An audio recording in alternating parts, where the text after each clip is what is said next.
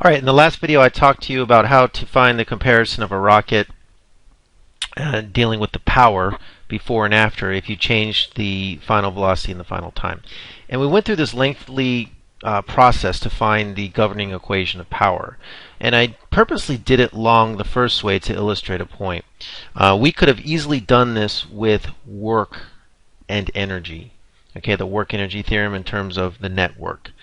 I did it the long way just to illustrate how long it can take if you're dealing with forces and constant accelerations. But when we're dealing with the concept of work, there's a much easier way to find this governing equation. I just want to show you now, just in case you ever want to deal with power in terms of energy. Okay, so just to review here, I'm going to write it in a different color so we can clarify the difference here. We said power is going to be the work over the time, right? It's just work over time.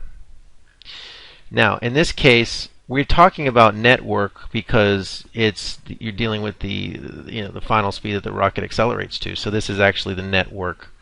Okay, so if I go ahead and abbreviate this, I'm going to say the network here, work net over the time t. That's the power. Well, we also know that the work net is the change of the kinetic energy. So the change of the kinetic energy, which is just delta K, big K, over time is also the power. And what is the change of kinetic energy? Well, it's 1/2 mv final squared minus v initial squared over the time. Okay, and we know that the initial speed was 0, right? Okay, that was just 0. So I end up with 1/2 mv squared over t, which is just going to be mv squared over 2t. Okay, so that's your power function in terms of mass, velocity, and time. Now notice we got that much quicker using work and energy than we did going through this whole process of dealing with the definition of work and the angle, defining acceleration. This was just a much more tedious process. And look, we got the same outcome, mv squared over 2t. And if we did it with the work energy theorem, we got mv squared over 2t. It's the same exact thing. This was just a much easier way to deal with it.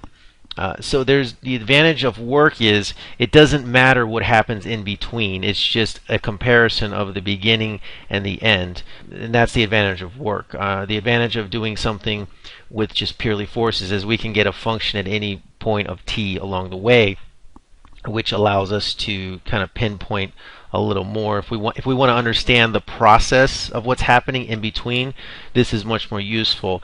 If I just want to understand the power, the function from comparing initial and final states of energy, this is more useful. So that's it. I just wanted to show you that there's many ways to skin a cat, so to say.